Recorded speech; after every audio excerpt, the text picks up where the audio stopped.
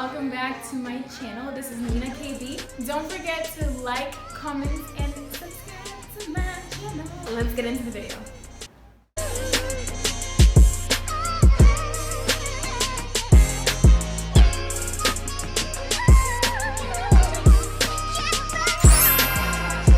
Welcome back to my channel, y'all. I'm gonna be rating the countries that I've lived in and telling you about my experiences, you know. I'm only 21 and most of the countries that I lived in, I was young when I was living in those countries. I can tell you just my personal experience. I'm gonna just be rating the places that I've lived at. I'm gonna put my Instagram and then leave a comment if you wanna be sweet. Let's start off with number 1, Belgium. Belgium is in Western Europe. Memories. It can get very cold there, y'all. When I talk of the snow in Belgium, it's like frosty, ice cold, not fluffy snow like New York gets, you know.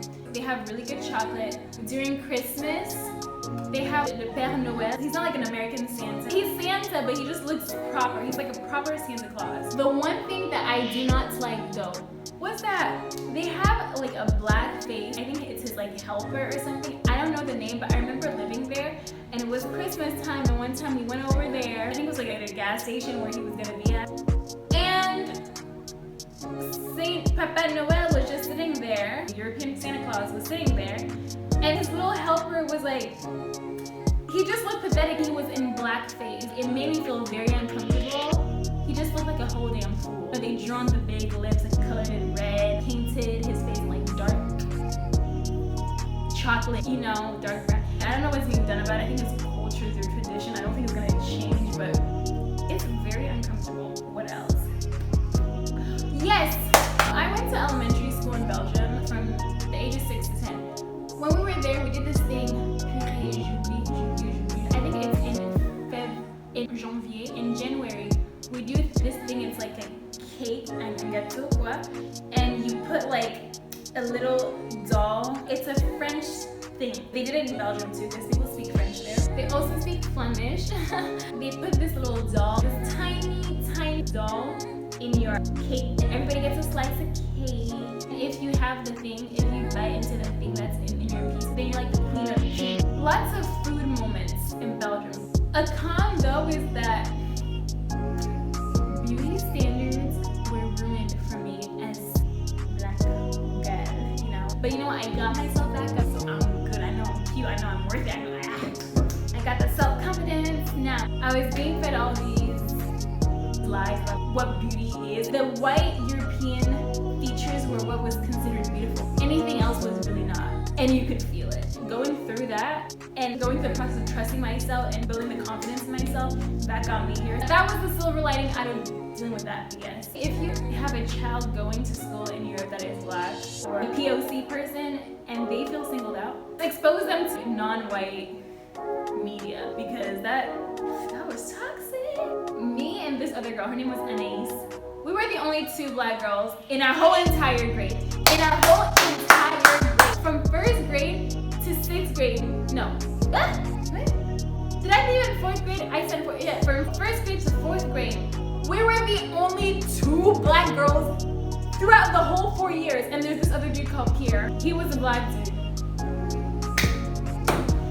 That was it. As for racism, racism is everywhere, so you just have to deal with it. My rating for Belgium, 7 out of 10, just because I was 6, ages 6 to 10. So I really wasn't doing much. I was just eating, playing, watching Bratz, Totally Spies. I was watching cartoons and going to school. So next, I lived in Nigeria in Abuja. But child, I don't remember anything because I was too small. I just remember we had a mango tree in the backyard. That was lit. I used to play underneath that thing. Oh yeah, I got malaria there. Oh yeah, I hit my lip and it swelled up really badly because I was not used to the germs in Africa. Apparently, that's what the doctor said. Now I'm used to them. But anyway, my body was not used to the environment. So when my lip cut a little bit, it like swelled up. Abuja is not sounding so good, but no, I'm sure it's great. I'm not gonna give a rating because I was too small. It's just my experience. But I had a good time. The weather is similar to here in Ghana. My school was really nice. Honestly, kindergarten was lit. I have a picture I'm gonna show y'all when I used to go to school in Abuja, Nigeria. I was like very serious. I was like, my bag. I looked so serious. I wonder what happened that day. I was just like, I'm ready for school. I don't even know. I couldn't tell you what it's like living there because I was a child. You know, the environment was zen at the time. I do not know what's going on in Abuja right now. I need to do some research. Ghana, Accra, Ghana. I'm here right now. I lived in Ghana before I even moved out to Belgium. I went to St. Benedict's. It's a school. I remember I had to cut my hair and all that was this whole thing. I was really sad. I was like, I want to cut my hair. I cut it. It was fun. I went to school. I got hit. I got beat at school. You know what to do. That was like the early 2000s. Now I'm sure they still hit in schools, but I don't know if it's as bad or what. I don't know what's going on. People in Ghana stare a lot, especially if you're doing something or you're wearing something that they do not approve of. They're gonna stare at you and they'll just be constant, like they'll be talking about you in front of you.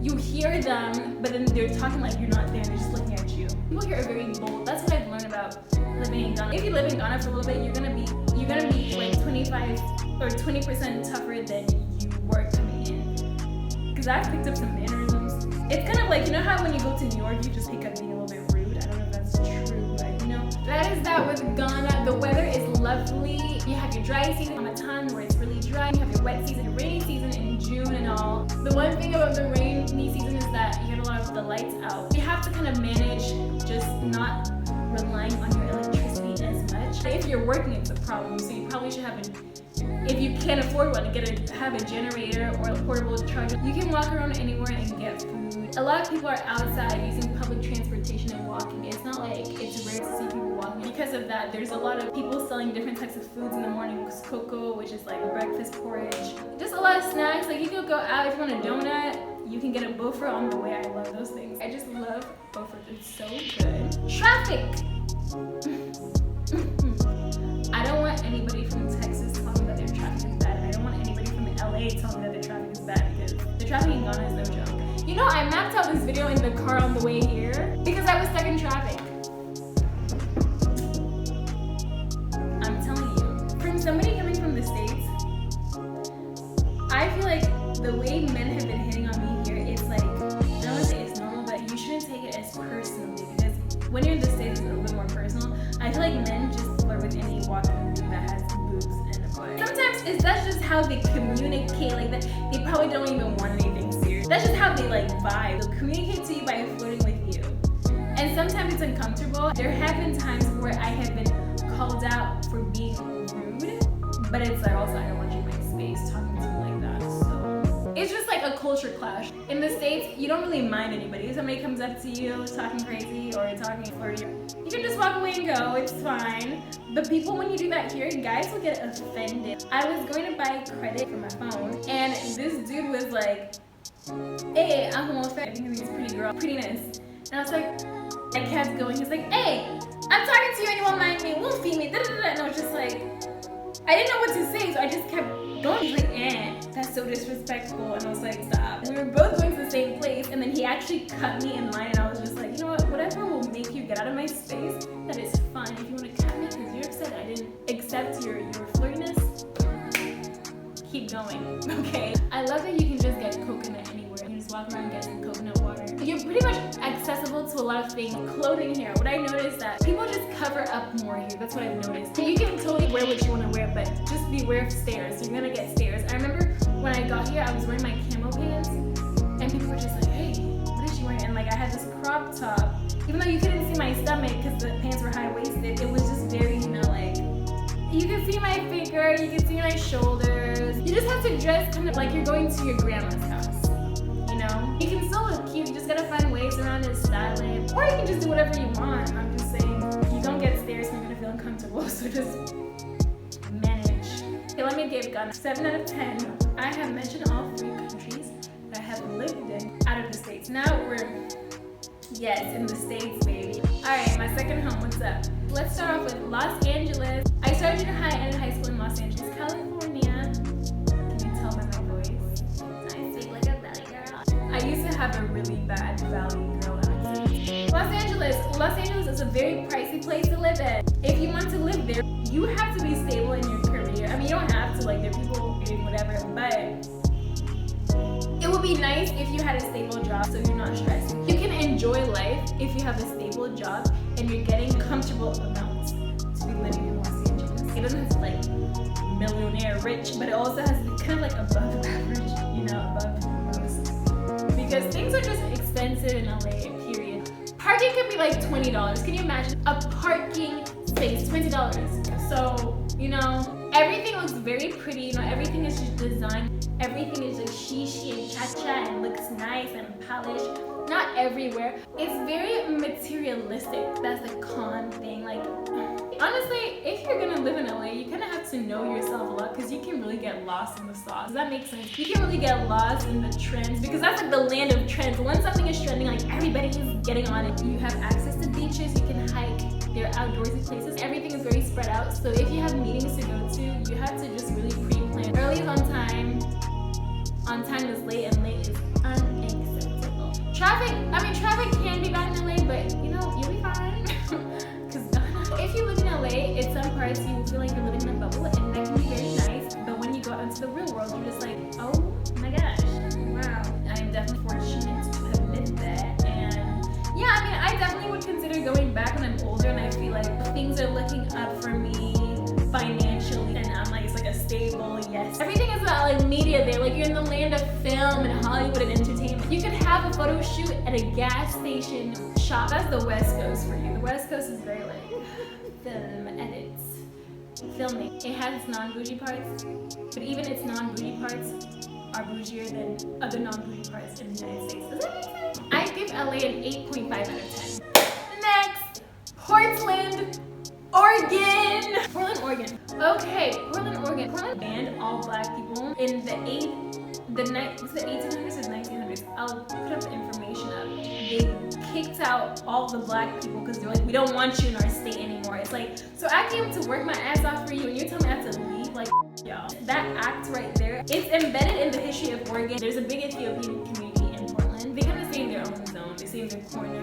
The black community is really small. If you're trying to do music, especially like grunge or rock or alternative music, that's a good place for you to be. Portland, Oregon is a very, very young city. It's easy to get a job there, in my opinion. You can get a job and you can look crazy at your job. You can have pink hair and get a job. It's not like Ghana here. It's really gorgeous in Portland because you are in nature. Oh my gosh. I miss just like going to the waterfalls and hanging out there. You can go to the beach. You're 2 hours away from Seattle. The thing is, it rains a lot there. If you're used to sun like me, you're going to need a vitamin D lamp. I never got a vitamin D lamp, so I struggled, but I don't even think a lamp would help me, honestly. I don't know. You can get depression. I'm telling you, seasonal depression is a real thing. Portland culture is getting piercings and eating food, and maybe taking photos. Even if it's not just like, oh, wait, just take photos with your brands. It's like a small town that's a city.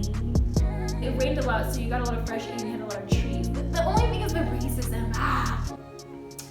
If it wasn't for the racism, Portland would be cool. People really dress anyhow in Portland, Oregon. You can really go out the house looking like a bum, or looking like a goth queen, or looking like a preppy queen. Any way you dress is acceptable. The whole self-expression is a thing. So people don't really judge you. If you look overdressed or underdressed, people don't judge you. I give Portland 7 out of 10. These are all the places I have lived at, my experiences. All these places I was at different stages of my life. So, you know, my ratings might change when I'm older and I have more perspective, or not. It might stay the same. Alright guys, thank you for watching this video. I hope you enjoyed it. I hope you learned something new. I hope I entertained you. Have a good rest of your day. Have a good night. Have a good snack. Whatever you're doing, eating, sleeping, napping, stretching, yoga, I don't know. Enjoy your time. Please don't forget to give this video a thumbs up, like, and comment. And don't forget to subscribe, y'all. I'll be coming up with new videos. Send me a DM on Instagram if you have any video ideas. All right, love you guys. Mwah. Thank you for tuning in. Bye.